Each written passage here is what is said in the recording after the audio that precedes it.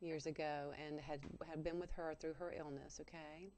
And one of the things that was fascinating was that through the last couple of weeks of her illness, because I had been the person with her in the hospital and in certain scenarios where no one else knew that she and I were connecting at levels that we were when she appeared to be unconscious, but then she would communicate some, you know. Right. Um, I would just lay there with her, sometime in the hospital bed, and sometime once we got her home, and or through different stages of her cancer. Okay, so Right. once she got to the place where, like a year later, where she had had such a bad time, and then she'd gotten better, and then she went downhill again. When we came into the second bout of it, she spent a lot of time in unconscious territory. Okay. He separated a lot from me. Like he wouldn't be sleeping with me at night anymore, Right. or my Okay. only existing Okay. So was I'm. his Yep. name. So Right. it's So like yeah. he So removed himself. exactly. So we're making sense here, right? Yeah, he curled Okay. up with me. He came up earlier today and curled up with me for a little while, and Yeah. then he's just been kind of like all of my lap, Yeah. Yeah. but I knew Right. And let he's me been just tell you constant. that if I can just tell you this, is that one of the things that happened as Pat got closer to her last days was that Mhm. she was completely unconscious and was not able to connect with anybody else, none of her children or anything that we were aware of. And it was bizarre because when I would walk into a room, she would sit up and go, "Oh, Leanne." I know.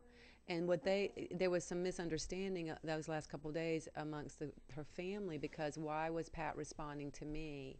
But they didn't know that vibrationally she and I had connected at such an Connection, authentic level when she had been sick prior, and that I was doing energy work with her. So what she was responding to was my energy.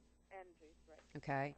And the Right. reason we're telling you this is that soon after she passed, I had an experience where I woke up and what I felt was her energy. Uh, Okay. nice. And I had short, that with my stepmother when she passed away. right. Well, we want you to understand that the exact same experiences will happen with you in truck. Okay. No. You will never not know his vibration. He will always be with you. Yeah. And many times when I am working with clients, the first thing that comes up with them is their animal. The first thing that presents, if they're going to talk with someone who's crossed over, is the first thing that will present is their animal that they haven't thought of or even connected with in, say, 30 years, like when they were 10. Right. Okay.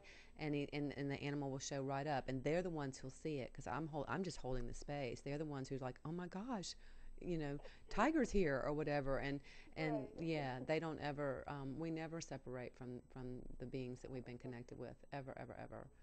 So Do you my, have a little insight on like I know I'm probably some of it too.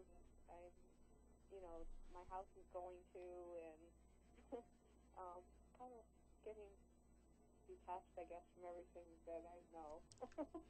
I can't So hear you very well, and Gail. I'm kind of getting detached from everything I know. Right. Like the house is my next thing that's going, Okay. and I just kind of want to know like I guess I have a journey to do next. What do you do now, sweetheart? I currently do real estate title searching, which has kind of bottomed out over the years, Okay. the last couple of years, for the last 18 years. But I do healing work, and I work with shamans. I bring people in and do events throughout New England and so on and so forth. Okay. Okay. So, and are you enjoying that part of your life, doing that, the bringing the healers in and Yeah, putting I doing? do, but I don't seem to like I can do all the bottom part and the networking, and I like that part, but it I feel wary. Like Is it I'm because like you're a healer yourself and you don't feel like you're using it? I don't use it as much as I probably could, but I feel like there's like a part of me needs to travel or go see things and transform and move and see things that I haven't seen because I've always had a job, work, or house, or this and that, or a pet, or somebody to take care of. Okay, so And you've kept yourself deliberately connected to a place as opposed to letting yourself travel.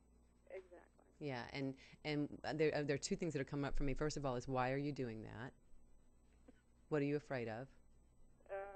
because it's something that I guess we've all kind of like. It was supposed to be what you're supposed to do. Right, I was going to say my sense is it's a learned behavior.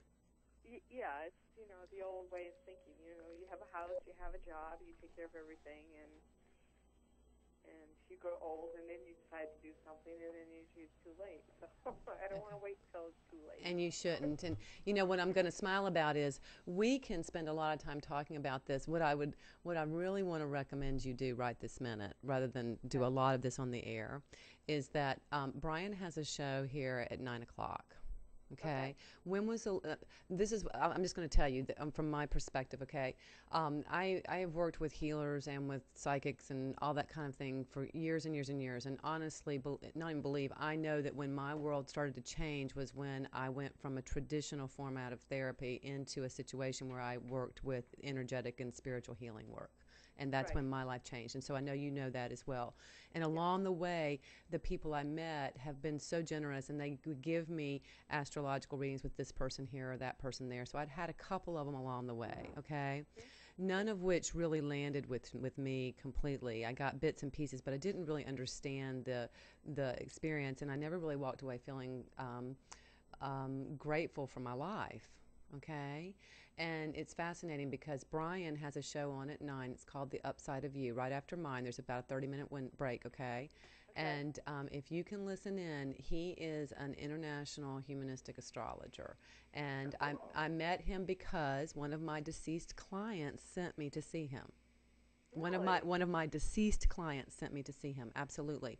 And yes, and I had been talking with my deceased client on my own about some things, about what I wanted for my life. And then the next thing you know, the woman he was married to, she came to me and she said, "He won't leave me alone. You need to go meet this man."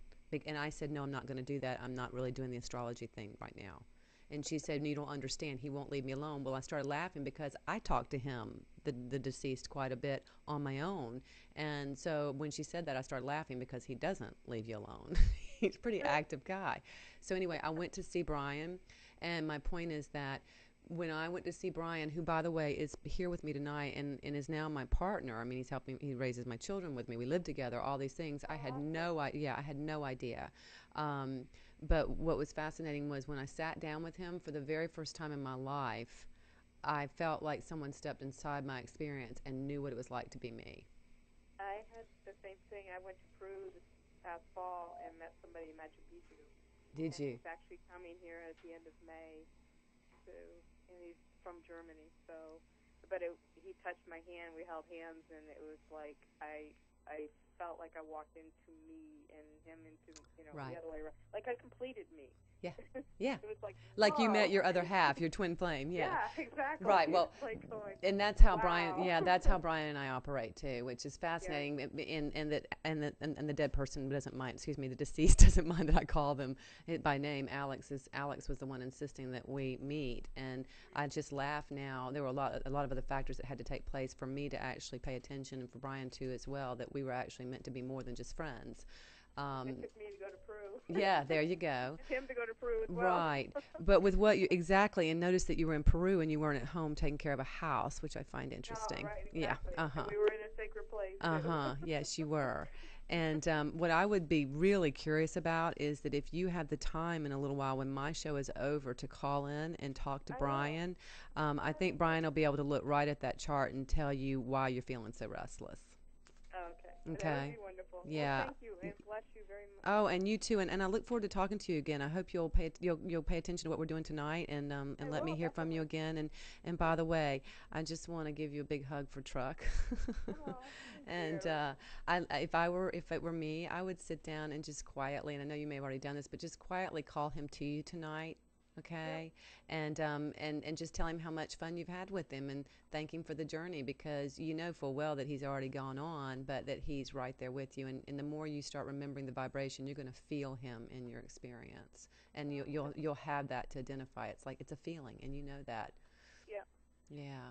So it's just a joy talking to you. Thank you for calling, Gail. Well, thank you so very much. Yeah, and we'll look forward to hear from you in a little while. Okay. I will. Great. Okay, you. Sweetie. Bye bye. Okay.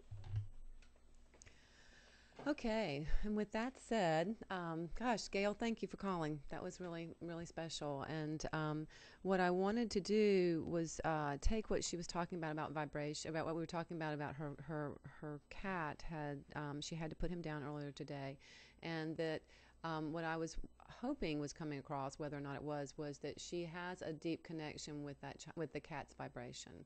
Her that truck her cat, and she will always know the vibration